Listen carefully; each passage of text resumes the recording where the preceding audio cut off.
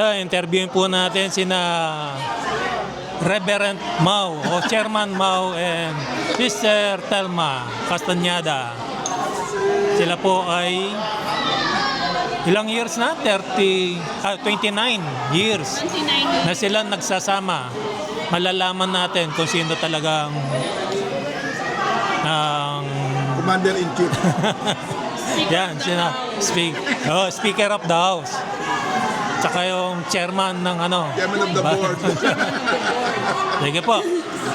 Unahin natin si Chairman Mau. Anong masasabi mo sa 29 years yung pagsasama? 29 years, it's an incredible blessing. Telma is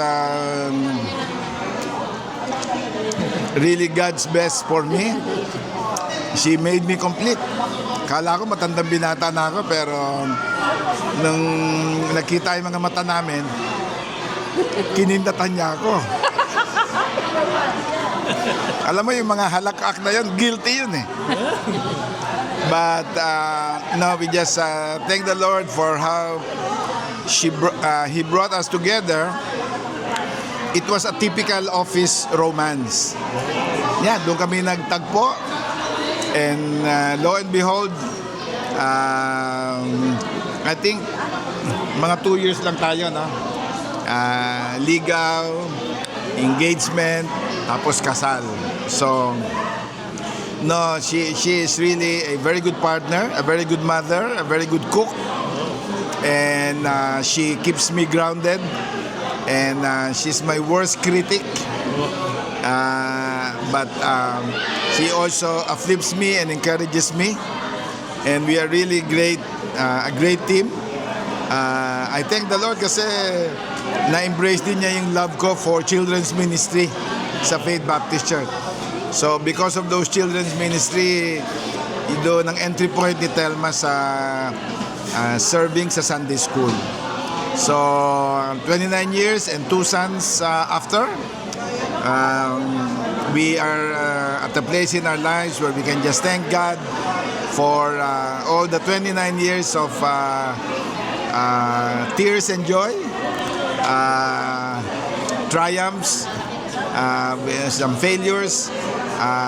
I think we don't have a perfect marriage, but we try to have a good marriage, and we let our light shine before men so they will see our good marriage and glorify our God who is in heaven. Itan ako, yung di ba 2 years ago, meron tayong Mother's Day. May promise si Chairman Mau na natupad ba niya yung Louis Vuitton na bag? Puro promise siya.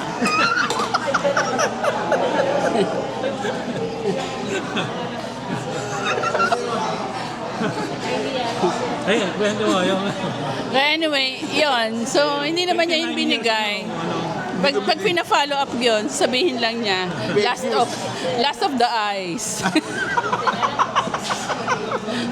So, tumigil na.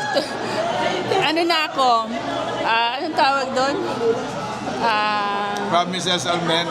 Promises are meant to be broken. Yan. Na-expose ko lang si Kelma. Yun lang, ano pa bang ano? 29 years. 29 years of marriage are challenges, struggles, but a big blessings to both of us. And not only to both of us, but to my family. To my family. Family, yung Remo family. So, isa siyang malaking blessing. And then, yun nga, sabi ko kanina, he is full of promises. Very promising. Very promising siya. May promise. This is my promise. In the future, matutupad din yun. Hindi naman ako nagbigay ng time frame. Yung marriage namin ay very light lang. Siguro dahil pareho kaming, wala naman kaming expectations sa bawat isa. So, kami ay kung ano lang, kung anong meron. Ang dumating. Just go with the flow. Hindi kami yung couple na ang daming dreams, ang daming, because we know na God is with us, and whatever plans we have, siya talaga ang mag-aano nun, mag-complete nun. So, kahit anong tawag doon, mag-plan kami ng mag-plan, mag-dream kami ng mag-dream about our family. It's always God's plan that will work for us. So, we really, 29 years is just me, Mau, our family, but God is the top of it. Is on top of it. So Christ-centered. Ano ang masasabi mo yan kung ano kayo, exchange encourage mo ang masasabi? Because Mau is my mentor. He is my mentor in my career. He is my teacher. So he is my best Sunday school teacher. I learned Bibles through him. So my spiritual life talaga is Mau. So the way I learned prayer, how to pray, nakukuha ko yan kay Mau kasi we never, there's no such day na hindi kami nag-pray. Initially, sa mga initial na marriage namin, si Mau ang laging nagpipray. Pero we came to a stage na ako nagpipray na rin. So, kasi kung in terms of Christian life, mas matured kasi talaga siya. Tsaka mas matured yung mukha niya. Yeah. Ikaw naman, Mau. So talagang yun yung greatest na blessing na meron ako, yung how I was brought to get to know more about God is through Mau. Galing. Ako naman, ang encouragement ko kay Telma, she is talagang sa home. She really takes good care of the home. Even though... Speaker of the house na. Oh, yeah. I surrender to her. No, and she really takes good care, very good in budgeting, very good in financing, very good in setting schedules, mga organizing ng events. Kasi medyo scattered brains ako with so many things on my mind, the work. And Telma, kahit nga humiwalay na kami, na-evict kami sa condo kasi mga bata, kami nasa Taguig na kami during weekdays. So to lessen yung travel time sa office. So may bahay-bahayan kami sa Taguig, kaming dalawa lang.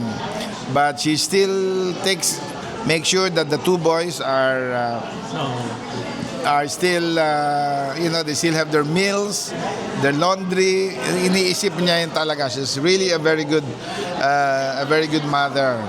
And accountant ako, pero siya nagturo sa akin ng budgeting. She's very good. She's very good in budgeting. In a few years siguro we will be retiring. But siya ang nagda-drive ng retirement kasi may property si Telma sa Quezon. So we are really opting, planning to retire sa Quezon, no? But all these are, di ba sabi nga, man proposes but God disposes. So last year was incredible. Nakatapos na si JM. Wala na kaming scholars. Wala na. They are all working, both working. Recently, we asked them and they agreed to share in the household expenses, which is really good. But we thank the Lord the family has been recipients of God's magnificent blessings. So, and we're really happy that we are in a church family na where we draw support, encouragement. Ito din yung saan kami nagsaserve sa ministry. We are both involved and really Saturday and Sunday priority yan. Yun ang commitment namin. Except minsan pag may mga high school events na hindi ko maiwasan. Pero pinapayagan ko rin siya sa high school. Kahapon nga lang meron siyang high school event. Ako yung busy ngayon. Patapos na to. May kamay. Oo nga. Meron pa. Okay, ano masasabi niyo sa mga young couples na encouragement? Well, How to endure 29 years niyo? well, we just, I think the priority is to have a Christ-centered marriage. They should have a committed love for one another and have the communication skills to tough it out, yung mga conflict solving skills. Yun yung sa akin yung the 3C. Christ-centered love, committed love, and communication skills. Kasi darating yung point na you will have argument, there will be fights, but how you handle that skillfully and godly, I think will determine yung success ng marriage. Di ba, Mama? Introduce niyo yung ano yung name niyo. Ha? Yung name niyo, sabihin. So my name is Telma Remo Castañeda. And I am Telma's better half, Mauricio, my full name, Mau Canono Castañeda. Thank you. Thank you for the interview.